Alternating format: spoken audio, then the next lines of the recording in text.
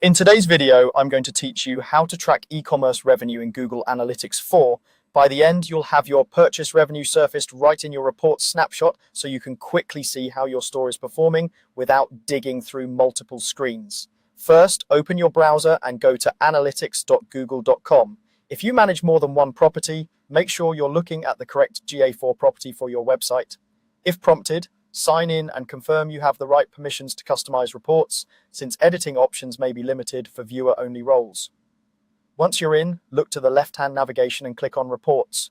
This section is where GA4 organizes your key performance insights. It's designed to give you a clear, at-a-glance understanding of what's happening on your site, from acquisition to engagement and monetization.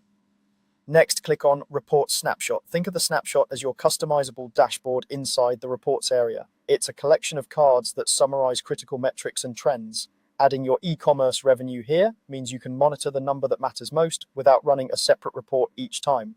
At the top right of the report snapshot, click the pencil icon. This opens the customization panel. You're not changing your data, only the way it's displayed in this snapshot, so it's a safe place to tailor the view to your needs. If you don't see the pencil, you likely need higher permissions from your team. In the customization panel, click Add Metric. This lets you pin specific metrics to the snapshot so they're always visible.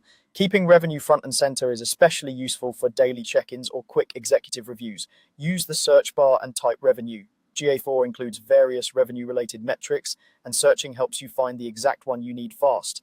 If your property uses multiple currencies, keep in mind GA4 standardizes values based on your property settings, which helps keep totals consistent. From the e-commerce section, click Purchase Revenue. This metric reflects revenue collected from purchase events, meaning it's driven by your e-commerce tags and the values you send with each transaction.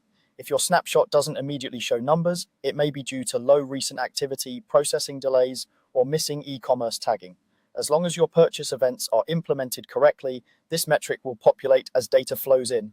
That's it.